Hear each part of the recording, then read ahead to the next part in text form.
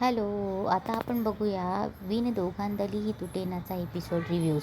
आजच्या भागात आपल्याला असं बघायला मिळते की रोहन आणि त्याचे आई बाबा आदिरासाठी अंगठी चॉईस करायला गेलेले असतात सोनाराच्या दुकानामध्ये. इकडे आजी समरला विचारत असते की समर, तू काल रोहनच्या आईकडे अंगठी द्यायला का नाही म्हणालास?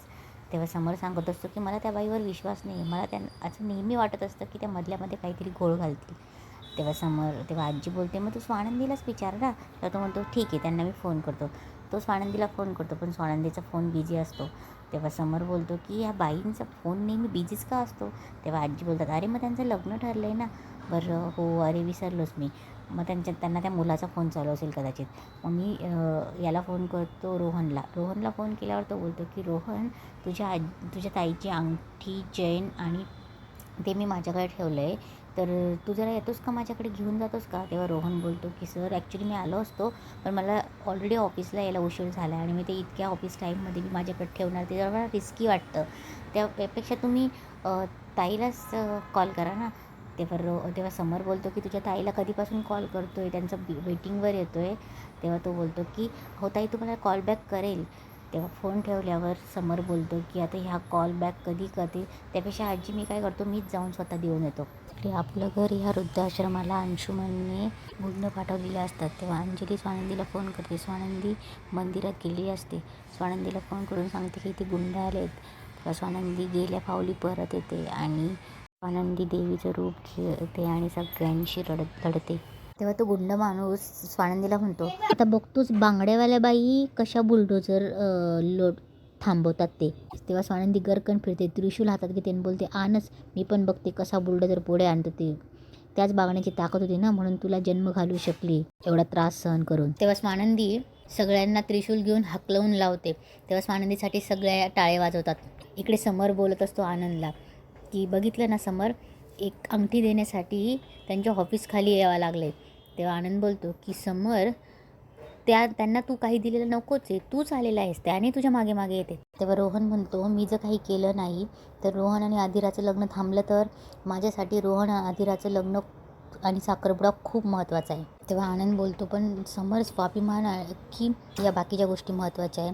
तेव्हा समर बोलतो, माझ्यासाठी बाकीच्या गोष्टी महत्त्वाच्या आहे, स्वाभिमान जास्त महत्त्वाचं येईल का? हे बघ, एकदा का रोहन आणि आदिराचं लग्न झालं तर त्या बाईशी मी बोलणार का, त्यांना काही देणारही नाही. तेव्हा समर स्वानंदीला फोन करतो. स्वानंदी रिक्षाने येत असते. तेव्हा समर बोलतो, अहो काय, मी किती फोन करतो, एक रिस्पॉन्ससुद्धा देत नाही. तेव्हा स्वानंदी बोलते, कुठे आहात तुम्ही? तेव्हा तो बोलतो की मी तुमच्या ऑफिसच्या तिथे थांबलो आहे खाली. तेव्हा स्वानंदी बोलते, तिथेच थांबा, मी येते. तेव्हा स्वानंदी तशीच देवीच्या रूपात येते. समोर उभी राहते आणि बोलते, कोण आहात तुम्ही? स्वतःला काय समजतात? राजे महाराजे समजतात? कोण समजतात तुम्ही स्वतःला? तेव्हा समरला काहीच कळत नसतं. तो बोलतो, काय झालं काय? तेव्हा स्वानंदी बोलते की उगाच बस पेढा खाऊन पेडगावला जाऊ नका तुम्ही. इतक्या दिवस शांत बसला होतात आणि आज तुम्ही बुलडोझर पाठवलं. कसे वागता हो तुम्ही? आमची जबाबदारी घेतल्याचा आव आणायचा. तुमच्या अशा वागण्याने आमचे डोळे दिपायचे आणि शांतपणे तुमचा प्लॅन साधायचा. हाच होता ना तुमचा प्लॅन? आलाय माझ्या लक्षात आता. रोहनचं लग्नाचा खर्च केला नाही तरी चालेल, कारण जे वागून ठेवल्याने ते इतके भयंकर आहे की त्याने काहीच होणार नाही, फक्त शत्रुत्व वाढेल आपल्यामध्ये. तेव्हा समर बोलतो, शत्रुत्व? अहो काय बोलताय तुम्ही? तेव्हा स्वानंदी बोलते, उगाच भोळसटपणाचा आव आणू नका तुम्ही आता. तेव्हा स्वानंदी बोलते, वृद्धाश्रमावर बुलडोझर कोणी चालवला? मी ज्या वृद्धाश्रमासाठी काम करते व्हॉलंटियर म्हणून, तो वृद्धाश्रम तुमच्या जमिनीवर आहे. किती दिवस मी सांगायचा प्रयत्न केला, मी तुम्हाला भेटायला आले, तुमच्या ऑफिसमध्ये आले, तुमच्या गेटवर येऊन आम्ही थांबलो, मोर्चे केले, किती तुम्हाला सांगण्याचा प्रयत्न केला. 5 मिनटं द्या सांगून थकले. 2 मिनटं तुम्ही नाही देऊ शकलाच. आता रोहन आणि आदिराचं लग्न जवळ आलं आहे तर त्याच्यावर वेळ द्यायला तयार झालाय तुम्ही, पण तुम्ही 2 मिनटं देऊ नाही शकले. काय चाललंय आता? तुम्ही मला कळलायत समर राजवाडे, म्हणजे इथे असं गुंतवून ठेवायचं आणि तिकडे जाऊन बुलडोझर चालवायचं, हाच डाव होता ना तुमचा? तेव्हा समोर बोलतो, अहो कुठलं डाव, कुठलं बुलडोझर, हे काय बोलताय तुम्ही? तुमच्या माणसांनी बुलडोझर चालवला, त्यामुळे ती आमची म्हातारी माणसं घाबरली. ती म्हातारी माणसं घाबरली म्हणून तुमच्या दारावर आली, मोर्चे घेऊन आलो आम्ही. काय केलं तुम्ही? हाकलवून लावलं. खरं तर तेव्हाच तुमचं इंटेन्शन लक्षात यायला हवं होतं. तेव्हा समर बोलतो, अहो पण कुठली माणसं? मी कुठली माणसं नाही पाठवली. तेव्हा स्वानंदी हसते आणि बोलते, अहो तुम्ही कुठे पाठवली? तुम्ही तर तुमच्या बहिणीच्या लग्नात गुंतलेले बिझी आहात ना. तुमच्या नावाने दुसरी माणसं तिथे आश्रमात येऊन पोहोचली. तेव्हा समर बोलतो मला खरंच कुठलं नाही माहिती हो आश्रम. तेव्हा स्वानंदी बोलते मी खरंच सांगते, मी आज कसं बसं जाऊन ते थांबवलं आहे. पण जर आमच्या वृद्धाश्रमाच्या एकाही म्हाताऱ्या माणसाला त्रास झाला, एकाही म्हाताऱ्या माणसाच्या केसाला धक्का लागला ना, तर तुमची गाठ माझ्याशी सोडणार नाही, तुम्हाला लक्षात ठेवा समर राजवाडे. स्वानंदी असं बोलून ऑफिसमध्ये निघून जाते आणि इथे एपिसोड संपतो. आता आपण बघूया 26 सप्टेंबरचा एपिसोड रिव्ह्यू. तेव्हा समर आनंदला बोलतो काय बोलत होते या, कुठला वृद्धाश्रम, कुठली ओल्ड माणसं, आपण लोकांवर बुलडोझर चालवतोय, ही काय बोलतायत. तेव्हा आनंद बोलतो हो मला पण नाही कळत हे सगळं काही, आणि आपलं नाव या सगळ्यात काय येतोय. तेव्हा आनंद बोलतो हो मी चौकशी करतो. समोर बोलतो तू आत्ताच्या आत्ता चौकशी कर. इकडे स्वानंदी घरी येते. इकडे स्वानंदी घरात येऊन समरला चिडचिड करत असते. तेव्हा बाबा बोलतात की अगं तू कोणाशी बोलते, कोणाबद्दल बोलते. तेवढ्यात रोहनही येतो. रोहन बोलतो की आता काय बिघडवलं समर सरांनी तुझं, आणि मुळात तू अशी चिडचिड का करते, आता तू हॅप्पी राहायला हवं, आणि तुला बोलायला वेळ काढायचा आहे ना, तर तू प्रतीकशी बोलण्यात वेळ घालव. त्यात रोहनला फोन येतो. रोहन बोलतो आपलं घर ना राजवाडे झालं आहे, आयदर आपण त्यांच्याबद्दल बोलतो किंवा त्यांच्याशी बोलतो. तेवढ्यात तो बोलतो आदिराचा फोन आहे. तेव्हा स्वानंदी बोलते कट होण्याच्या आधी उचल. तेव्हा रोहन फोनवर बोलायला गेल्यावर बाबा बोलतात की आता रोहन गेलाय, तू इथे बस आणि सगळं काही झालेला प्रकार सांग.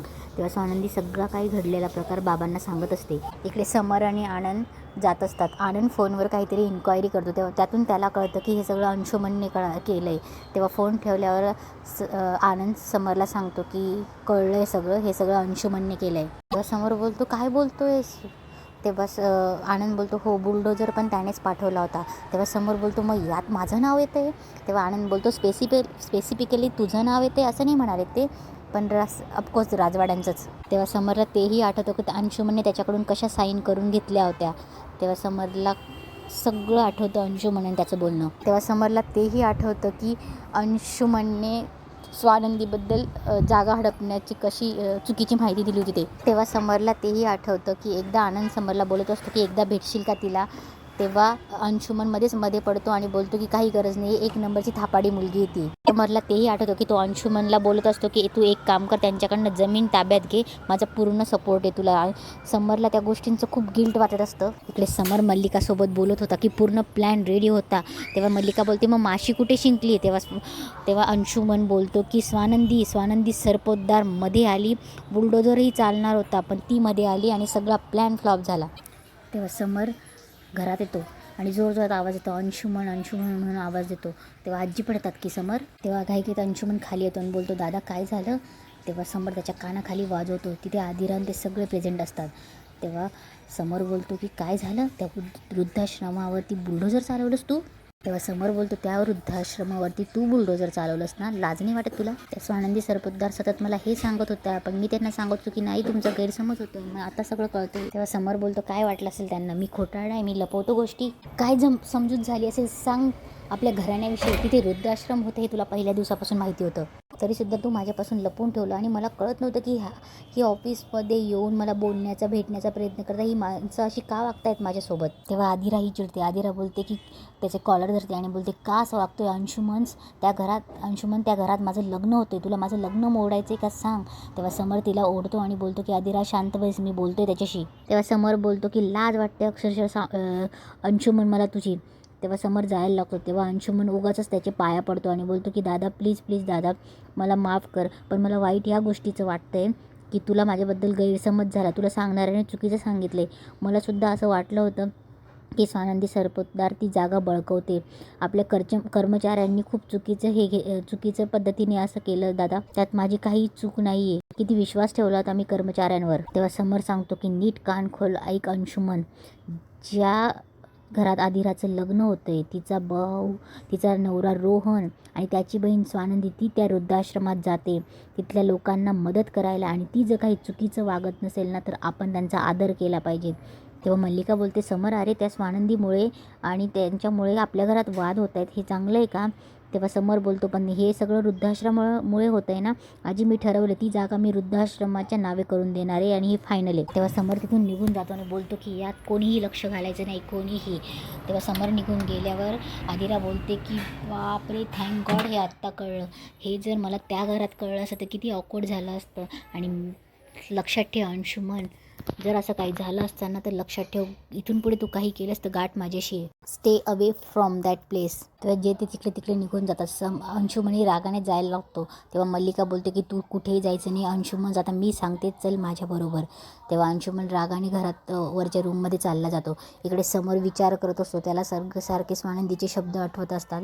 त्याला अंशुमनला मारलेलं आठवत असतं. सगळ्या गोष्टी त्याला आत्ता घडलेला प्रकार आठवत असतो. तेवढ्यात तिथे आनंद आणि निकिता येतात आणि विचारतात की काय झालं, एवढं अर्जंटली बोलवून घेतलंस म्हणून. तेव्हा समोर सांगतो झालेला प्रकार की असं आज माझ्याकडनं पहिल्यांदा अंशुमनवर हात उचलला, कारण की मला राग आला की तो, पण त्याचं असं म्हणणं आहे की वृद्धाश्रमावर मी बुलडोजर पाठवलं नव्हतं, मला तिथे माहितीही नव्हतं की वृद्धाश्रम आहे. तेव्हा निकिता बोलते की समोर तो असं म्हणाला आणि तुझा विश्वास आहे त्याच्यावर. तेव्हा समोर बोलला की अगं तो माझा पाया पडला, धाय मोकळून रडला. तेव्हा समोर बोलला की मला असं का वाटेल की तो खोटं बोलतोय म्हणून. तेव्हा निकिता बोलते की समोर तू जरा तुझ्या घरच्या लोकांवर. तेव्हा आनंद तिला दाबतो. तेव्हा गप्प बसायला लावतो. तेव्हा समोर बोलतो की निकिता बस, यापुढे एक शब्दही नाही. तेव्हा समोर बोलतो की मी माझ्या घरच्यांबद्दल काही ऐकून घेणार नाही आणि चूक माझी नाही, मी बुलडोझरनी पाठवलं, अंशुमनने नाही पाठवलं. खरं तर चूक माझीच आहे, मी नीट विचारलं नाही ना, अंशूला माहीत नव्हतं, त्याने नीट विचारलं नाही म्हणून असं घडलं. आणि त्याच्यापेक्षा चूक माझी की मीही त्याला नीट विचारलं नाही आणि तसंच त्याच्यावर हात उचलला. या सगळ्यात ना त्या स्वानंदी सरपोतदारही चिडल्या. मला ना आता त्यांची माफी मागितली पाहिजे. तेव्हा समोर स्वानंदीला फोन करतो. स्वानंदी बोलते बोला. तेव्हा समोर बोलतो मला 2 मिनटं बोलायचं आहे तुमच्याशी. तेव्हा स्वानंदी बोलते बोला. तेव्हा समोर बोलतो की सर खरंच मला माहीत नव्हतं, मला माफ करा, आमच्याकडनं खूप मोठी चूक झाली आहे. तेव्हा स्वानंदी बोलते की तुम्ही नेहमीच चुका करतात, पण आज खूप मोठा दुष्टपणा केला आहे तुम्ही. मला ना तुमची माफी ऐकायची ना, मला तुमची बोलायची पण ना इच्छा होत नाही. तेव्हा स्वानंदी फोन ठेवून देते. समोर पुन्हा 2 वेळा फोन करतो पण स्वानंदी फोन उचलत नाही. तेव्हा निकिता बोलते मी बोलून बघू का त्यांच्याशी. तेव्हा समोर बोलतो की नाही. तेव्हा समोर बोलतो ते आता माझा फोन देखील घेत नाही आहे. आणि एक काम करू, उद्या आपल्या लिगल टीमला बोलून घे, मला त्या वृद्धाश्रमाचा तो काय सोक्षमोक्ष लावायचा आहे.